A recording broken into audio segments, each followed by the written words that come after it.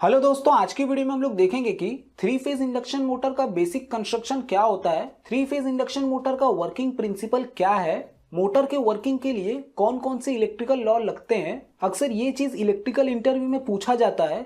अगर आप लोगों ने इसका प्रॉपर आंसर दे दिया तो आप लोगों के सिलेक्शन होने के चांसेस बहुत बढ़ जाते हैं। मोटर रोटेट क्यों होता है, मतलब मोटर में टॉर्क कब जनरेट होता है, तो सारा कॉन्सेप्ट हम लोग बेसिक से देखेंगे। तो पूरी इंफॉर्मेशन के लिए वीडियो को लास्ट तक देखिएगा। दोस्तों स्टार्ट करते हैं। थ्री फेज इंडक्शन मोटर के दो मेन पार्ट होते हैं।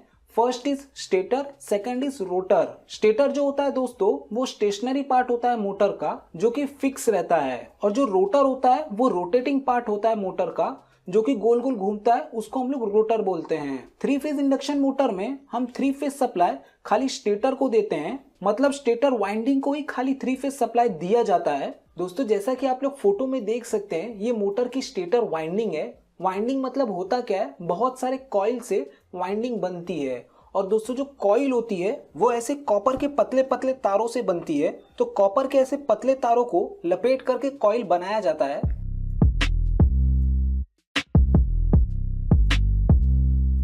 दोस्तों आप लोगों को समझाने के लिए मैंने कॉइल का डायग्राम बना दिया है।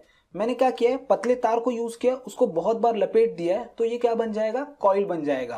तो दोस्तों जब हम लोग कॉइल में इलेक्ट्रिकल सप्लाई देते हैं तो कॉइल के अंदर मैग्नेटिक फील्ड बनती है। तो कॉइल के अंदर जैसे हमने सप्लाई दिया तो ये मैग्नेटिक फील्ड बनाएगी। बट दोस्तों जब हम इसमें एसी सप्लाई देते हैं तो ये किस टाइप की मैग्नेटिक फील्ड बनाती है वो अभी हम लोग समझ लेते हैं। एसी सप्लाई की वेव फॉर्म कुछ इस प्रकार से होती है। मैंने आप लोगों को फेज सीक्वेंस वाली वीडियो में ये चीज अच्छे से समझाया था। दोस्तों जैसा कि आप लोग एसी के वेव फॉर्म में देख सकते हैं, हमारा वोल्टेज कांस्टेंट नहीं रहता, वो कंटिन्यू चेंज होते रहता है। जैसे कि ये वोल्टेज धीरे धीरे इंक्रीज हो रहा है, अपने पीक पे गया, फिर कम हुआ, जीरो पे आया, फिर माइनस में गया, फिर अपने माइनस में पीक पे गया, फिर धीरे धीरे कम होकर जीरो पे आया, ऐसा कंटिन्यू चलते रहता है। तो इसकी वजह से क्या इफेक्ट पड़ता है दोस्तों हमारे कॉइल के ऊपर, जैसे कि समझ लीजिए दोस्तों, ये जो पॉइंट है, इस पॉइंट पे हमारा वोल्टेज कितना है, 100 वोल्ट के आसपास है। तो जब भी हम कॉइल में सप्लाई देंगे तो 100 वोल्ट के टाइम पे कॉइल में कुछ मैग्नेटिक फील्ड बनती होगी, लेकिन वो मैग्नेटिक फील्ड इतनी स्ट्रांग नहीं होगी। फिर जैसे जैसे हमारा वोल्टेज इंक्रीज होते जाएगा, वो 230 पे पहुंचेगा जब, तो 230 के टाइम पे क्या होगा कि हमारी जो मैग्नेटिक फील्ड बन रही है वो पूरी स्ट्रांग मैग्नेटिक फील्ड बनेगी। बट दोस्तों एसी वेवफॉर्म की नेचर की वजह से वोल्टेज धीरे धीरे कम होना स्टार्ट हो जाएगा। तो समझ लीजिए कि ये जो पॉइंट है, इस पॉइंट पे वोल्टेज कितना है, 100 वोल्ट है। तो हमारी जो मैग्नेटिक फील्ड स्ट्रांग बन रही थी, अब वो धीरे धीरे कम होना स्टार्ट हो जाएगी। तो जैसा कि आप लोग वेवफॉर्म में भी देख सकते हैं, एक टाइम पे वो जीरो पे पहुंचता है। तो जैसे ही जब जीरो पे पहुंचेगा वोल्टेज, तो हमारी जो मैग्नेटिक फील्ड बन रही है वो एकदम खत्म हो जाएगी। बट वेवफॉर्म नेगेटिव में जाने की वजह से क्या होगा कि समझ लीजिए यहाँ पे जो वोल्टेज है वो -100 है। तो -100 होने की वजह से क्या होगा कि हमारी जो मैग्नेटिक फील्ड है वो उल्टे डायरेक्शन में बनने लगेगी, लेकिन वो मैग्नेटिक फील्ड उतनी स्ट्रांग नहीं होगी। तो एसी वेवफॉर्म में हमारा वोल्टेज और इंक्रीज होगा माइनस में। तो समझ लीजिए यहाँ पे -230 है। तो इस टाइम पे क्या होगा, हमारी स्ट्रांग मैग्नेटिक फील्ड बनेगी जो कि उल्टे डायरेक्शन की है। फिर दोस्तों जैसे जैसे वोल्टेज कम होना स्टार्ट होगा, जैसे कंसीडर कर लेते हैं यहाँ पे -100 वोल्ट है, तो हमारी मैग्नेटिक फील्ड वापस कम होना स्टार्ट हो जाएगी, और जीरो पॉइंट पे आने की वजह से मैग्नेटिक फील्ड एकदम कम हो जाएगी और लगभग जीरो हो जाएगी। तो एसी में जो वेवफॉर्म होता है ये ऐसे कंटिन्यू चलते रहता है। तो हमारे कॉइल के अंदर कंटिन्यू मैग्नेटिक फील्ड चेंज होती रहेगी। तो एसी सप्लाई के केस में ऐसा कंटिन्यू चलता रहेगा। तो दोस्तों अभी हम लोग देख लेते हैं कि ये चीज हमारे इंडक्शन मोटर में किस प्रकार काम करती है।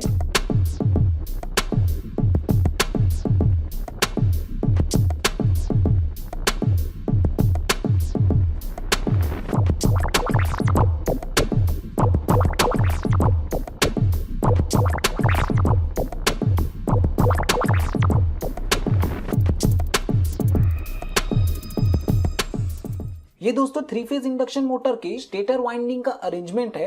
जैसा कि आप लोग देख सकते हैं, ये मेरा आर फेज है, ये वाई फेज है और ये बी फेज है। तो तीनों फेज की वाइंडिंग हमारे स्टेटर में होती है।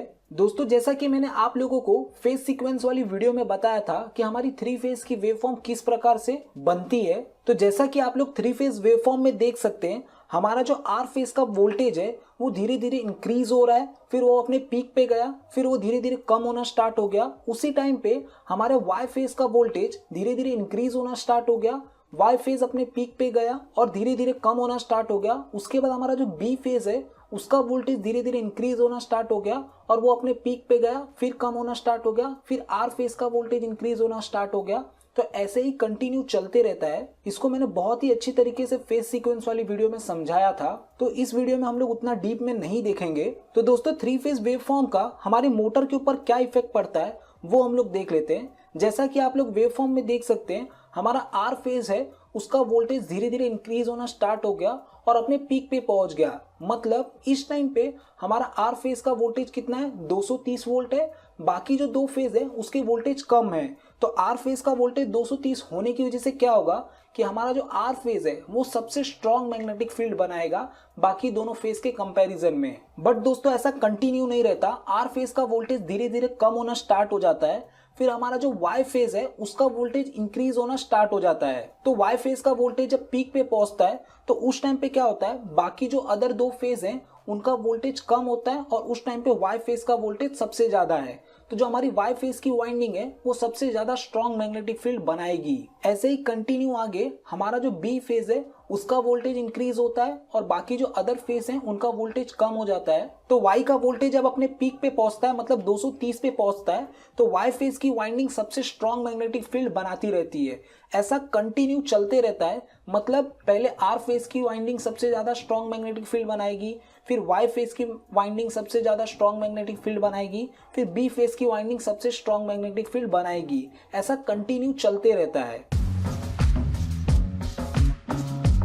दोस्तों जैसा कि आप लोग वेवफॉर्म में भी देख सकते हैं, सबसे पहले क्या होता है कि हमारा जो आर फेज है वो सबसे पीक पे जाता है और पीक पे जाने की वजह से क्या होता है कि हमारे जो आर फेज की वाइंडिंग है वो सबसे स्ट्रॉन्ग मैग्नेटिक फील्ड बनाती है एज कंपेयर टू दोनों अदर फेज के। फिर क्या होता है दोस्तों, आर फेज का वोल्टेज धीरे धीरे कम होता है, वाई फेज का वोल्टेज बढ़ता है। तो हमारा जो वाई फेज है वो सबसे स्ट्रॉन्ग मैग्नेटिक फील्ड बनाता है। वाई फेज के बाद बी सबसे स्ट्रॉन्ग मैग्नेटिक फील्ड बनाता है, फिर वापस आर फेज सबसे स्ट्रॉन्ग मैग्नेटिक फील्ड बनाता है, फिर वाई बी, ऐसा कंटिन्यू चलते रहता है। तो ऐसा कंटिन्यू चलने की वजह से क्या हो रहा है कि हमारा जो स्टेटर है वो रोटेटिंग मैग्नेटिक फील्ड बना रहा है, जिसको आरएमएफ बोला जाता है। मतलब जैसे कि पहले आर फेज स्ट्रॉन्ग हुआ, फिर वाई फेज स्ट्रॉन्ग हुआ, फिर बी फेज स्ट्रॉन्ग हुआ, तो ऐसे कंटिन्यू ये एक के बाद एक स्ट्रॉन्ग हो रहे हैं। तो ये क्या प्रोड्यूस कर रहे हैं, रोटेटिंग मैग्नेटिक फील्ड प्रोड्यूस कर रहे हैं। तो स्टेटर को जब भी थ्री फेज सप्लाई मिलेगा तो स्टेटर क्या बनाता है, रोटेटिंग मैग्नेटिक फील्ड बनाता है। तो दोस्तों मोटर कैसे घूमता है वो जानने से पहले हम लोग कुछ बेसिक जान लेते हैं।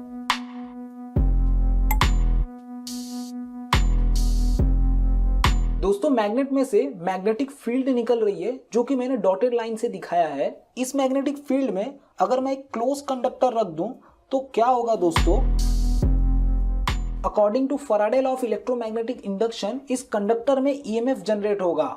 मतलब मैग्नेटिक फील्ड में जो कंडक्टर है इसमें ईएमएफ बनेगा। ईएमएफ लगभग सेम होता है वोल्टेज के। तो दोस्तों इस मैग्नेटिक फील्ड में कंडक्टर होने की वजह से कंडक्टर में वोल्टेज जनरेट होगा।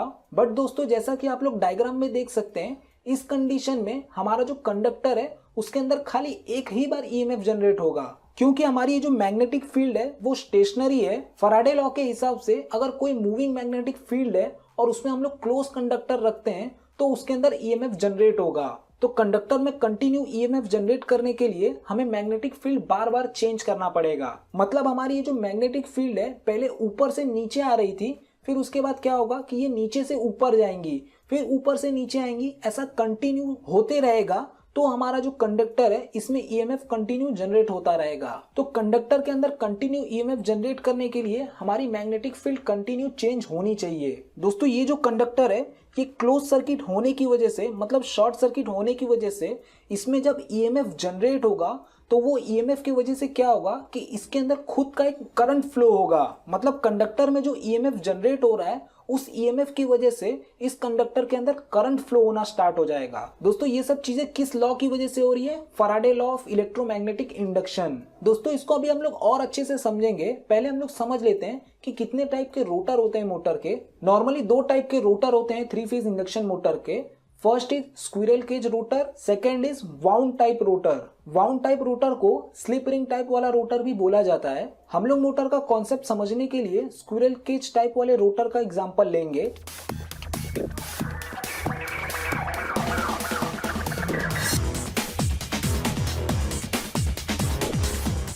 दोस्तों ये diagram squirrel cage type rotor का है। मैंने डायग्राम उतना अच्छा नहीं बनाया है, बट आप लोगों को कॉन्सेप्ट समझ में आ जाएगा। ये जो मैंने लाइन लाइन बनाया है ये कंडक्टर बार होते हैं, मतलब एल्यूमिनियम के कंडक्टर होते हैं। और ये जो मैंने थिक बनाया है जो कि एंड रिंग है, ये इन कंडक्टर को जोड़ने के लिए यूज होती है, मतलब एज अ कंडक्टर को शॉर्ट सर्किट करने के लिए यूज होती है। तो ये जो एंड रिंग है इसकी वजह से हमारे जो कंडक्टर बार हैं वो क्लोज सर्किट और शॉर्ट सर्किट रहते हैं। इस रोटर को हम लोग जब स्टेटर की वाइंडिंग में रखेंगे तो क्या होगा। दोस्तों स्टार्टिंग से पूरे कॉन्सेप्ट को समझेंगे। हम लोग पहले क्या करते हैं कि 3 फेज सप्लाई हम लोग स्टेटर वाइंडिंग को देते हैं। स्टेटर वाइंडिंग को जब 3 फेज सप्लाई मिलती है तो स्टेटर वाइंडिंग मैग्नेटिक फील्ड बनाती है। ये जो मैग्नेटिक फील्ड बनाती है वो रोटेटिंग मैग्नेटिक फील्ड होती है, जिसको हम लोग आरएमएफ भी बोलते हैं। और दोस्तों एसी सप्लाई अल्टरनेटिंग होने की वजह से ये जो मैग्नेटिक फील्ड बनती है वो कंटिन्यू चेंज भी होती रहती है। तो दोस्तों जो स्टेटर रोटेटिंग मैग्नेटिक फील्ड बना रहा है उसके अंदर रोटर रखे होने की वजह से क्या होगा कि जो रोटर के कंडक्टर हैं वो उस मैग्नेटिक फील्ड को कट करेंगे। और जो रोटर में कंडक्टर बार होते हैं वो एंड रिंग से शॉर्ट सर्किट होने की वजह से ये conductor as a close circuit act करेंगे। तो स्टेटर की जो रोटेटिंग मैग्नेटिक फील्ड है उसमें ये जो रोटर है वो as a close conductor act करता है। इसकी वजह से रोटर के जो कंडक्टर बार हैं उसके अंदर ईएमएफ जनरेट होगा। रोटर पर ईएमएफ जनरेट होने की वजह से रोटर के जो कंडक्टर हैं उसके अंदर करंट फ्लो होना स्टार्ट हो जाएगा। दोस्तों ये जो करंट रोटर में फ्लो होना स्टार्ट हो गया है इसको हम लोग Faraday law of electromagnetic induction बोलते हैं। इंडक्शन मतलब क्या होता है दोस्तों, हमने तो स्टेटर को सप्लाई दिया और जो हमारा रोटर है वो तो स्टेटर से कनेक्टेड भी नहीं है, बल्कि स्टेटर एंड रोटर के बीच में एयर गैप होता है। मतलब हमारा रोटर और स्टेटर के बीच में कोई भी इलेक्ट्रिकल कनेक्शन नहीं होता, तो भी रोटर के अंदर करंट फ्लो होना स्टार्ट हो गया और ईएमएफ जनरेट होना स्टार्ट हो गया। इसी को हम लोग इंडक्शन बोलते हैं। तो दोस्तों अभी तक हमने देखा कि हमारा जो रोटर है उसके अंदर करंट फ्लो होना स्टार्ट हो गया है। तो रोटर में करंट फ्लो होने की वजह से क्या होगा कि रोटर जो है वो अपनी खुद की एक मैग्नेटिक फील्ड बनाएगा। मतलब रोटर में कुछ करंट फ्लो होने की वजह से रोटर अपनी खुद की एक मैग्नेटिक फील्ड बनाता है। रोटर की ये जो मैग्नेटिक फील्ड है ये अपोजिट डायरेक्शन में होती है स्टेटर की मैग्नेटिक फील्ड से। मैं आपको एग्जांपल के थ्रू समझाता हूं। समझ लीजिए दोस्तों मेरा ये स्टेटर वाइंडिंग है, तो समझ लीजिए यहाँ पे N बन रहा है और यहाँ पे S बन रहा है। तो हमारा जो रोटर होगा उसमें अपोजिट डायरेक्शन में मैग्नेटिक फील्ड बनेगी। तो रोटर के अंदर क्या होगा, यहाँ पे N है तो यहाँ पे क्या बनाएगा, वो S बनाएगा और यहाँ पे N बनाएगा। तो रोटर की जो मैग्नेटिक फील्ड बनेगी वो अपोजिट डायरेक्शन में बनेगी स्टेटर की मैग्नेटिक फील्ड से। तो ये अपोजिट मैग्नेटिक फील्ड क्यों बनती है दोस्तों, लेंस लॉ की वजह से रोटर में जो मैग्नेटिक फील्ड बनेगी वो अपोजिट डायरेक्शन में बनेगी स्टेटर की मैग्नेटिक फील्ड से। ये जो अपोजिट डायरेक्शन में मैग्नेटिक फील्ड बनी है वो मेन स्टेटर की फील्ड को कम करने की कोशिश करता है। बट दोनों स्टेटर एंड रोटर में अपोजिट फील्ड होने के कारण एंड स्टेटर की रोटेटिंग मैग्नेटिक फील्ड होने के कारण रोटर स्टेटर की मैग्नेटिक फील्ड को पकड़ने का ट्राई करता है, जिसकी वजह से हमारे रोटर के अंदर टॉर्क जनरेट होता है। तो दोस्तों रोटर की जो मैग्नेटिक फील्ड है वो स्टेटर की मैग्नेटिक फील्ड को पकड़ने का ट्राई कर रहे हैं, बट हमारी जो स्टेटर की मैग्नेटिक फील्ड है वो गोल गोल घूम रही है, जिसकी वजह से क्या होता है कि हमारा जो रोटर है वो धीरे धीरे गोल गोल घूमना स्टार्ट करता है। मतलब उसके अंदर टॉर्क जनरेट होता है और हमारा रोटर रोटेट होना स्टार्ट हो जाता है। तो दोस्तों अभी हम लोग 3 फेज इंडक्शन मोटर के बारे में थोड़ा बहुत जान लेते हैं। 3 phase induction motor self start होता है, मतलब मोटर को धक्का देके स्टार्ट करने की जरूरत नहीं पड़ती। जैसे ही हम 3 फेज सप्लाई देते हैं स्टेटर वाइंडिंग को, मोटर ऑटोमेटिक स्टार्ट हो जाता है। तो 3 phase induction motor self start motor होता है। दोस्तों रोटर का जो स्पीड होता है वो सिंक्रोनस स्पीड से ऑलवेज कम होता है। सिंक्रोनस स्पीड क्या होती है, मैंने इसके लिए एक अलग से वीडियो बनाया है। अपना नॉलेज इंप्रूव करने के लिए आप लोग ये वीडियो देख सकते हैं। मैं अभी आप लोग को थोड़ा बहुत बता देता हूँ। तो हम लोग जो फॉर्मूले से कैलकुलेट करते हैं कि मोटर की स्पीड इतनी होनी चाहिए, उस स्पीड से हमारा जो रोटर का स्पीड है वो थोड़ा कम होता है। जैसे कि मान लीजिए कि मेरी जो सिंक्रोनस स्पीड है वो 1500 आरपीएम आई है, बट दोस्तों हमारा जो रोटर होता है वो 1440 1450 की स्पीड में ही खाली घूमता है। तो ये चीज का ऑलवेज ध्यान रखिएगा कि 3 फेज इंडक्शन मोटर में हमारी जो रोटर की स्पीड होती है वो सिंक्रोनस स्पीड से ऑलवेज कम होती है। तो मोटर को घुमाने के लिए कौन कौन से इलेक्ट्रिकल लॉ का यूज होता है? First is Faraday law of electromagnetic induction और सेकंड है लेंस लॉ। ये दो लॉ का यूज होता है हमारे 3 फेज इंडक्शन मोटर को रन करने के लिए। एक बार हम लोग वापस रिवाइज कर लेते हैं कि 3 फेज इंडक्शन मोटर कैसे वर्क करता है। पहले दोस्तों हम लोग स्टेटर को 3 फेज सप्लाई देंगे। स्टेटर को जैसे ही 3 फेज सप्लाई मिलेगा, स्टेटर की जो वाइंडिंग है वो मैग्नेटिक फील्ड को बनाएंगी। जो मैग्नेटिक फील्ड बनेगी वो रोटेटिंग नेचर की होगी, मतलब रोटेटिंग मैग्नेटिक फील्ड होगी। रोटेटिंग मैग्नेटिक फील्ड होने के साथ साथ वो कंटिन्यू चेंज भी होगी, क्योंकि हमारी जो वेव फॉर्म है 3 फेज की वो अल्टरनेटिंग नेचर की है। और दोस्तों हमारे जो स्टेटर वाइंडिंग होती है उसके बीच में हम लोग रोटर को रखते हैं। Rotor as a close conductor act होता है। तो ये जो मैग्नेटिक फील्ड बन रही है वो कंडक्टर के ऊपर जाएंगी। तो रोटर का जो कंडक्टर है वो इस मैग्नेटिक फील्ड को कट करेगा। रोटर का जो कंडक्टर है वो इस मैग्नेटिक फील्ड को कट करने की वजह से क्या होगा कि रोटर के अंदर ईएमएफ जनरेट होगा। रोटर का जो ईएमएफ है उसकी वजह से क्या होगा कि हमारे रोटर के अंदर करंट फ्लो होना स्टार्ट हो जाएगा। तो रोटर में करंट फ्लो होने की वजह से क्या होगा कि रोटर खुद की एक मैग्नेटिक फील्ड बनाएगा। रोटर के अंदर जो मैग्नेटिक फील्ड बनेगी वो अपोजिट डायरेक्शन में होगी स्टेटर की मैग्नेटिक फील्ड से। स्टेटर की मैग्नेटिक फील्ड कंटिन्यू रोटेट हो रही है, तो हमारा जो रोटर का मैग्नेटिक फील्ड है वो उस मैग्नेटिक फील्ड को कैच करने की कोशिश करेगा स्टेटर वाली को। इसकी वजह से क्या होगा कि हमारा मोटर धीरे धीरे रोटेट होना स्टार्ट हो जाएगा और वो स्पीड में रोटेट होने लगेगा। तो दोस्तों इस प्रकार से हमारा 3 फेज इंडक्शन मोटर वर्क करता है। आई होप आप लोगों को ये वीडियो अच्छी लगी हो और आप लोग के सारे कॉन्सेप्ट क्लियर हो गए हो। तो आप लोगों को ये वीडियो अच्छी लगी होगी तो जरूर लाइक एंड कमेंट करके बताइएगा मुझे। थैंक्स फॉर वॉचिंग, मिलते हैं नेक्स्ट वीडियो में।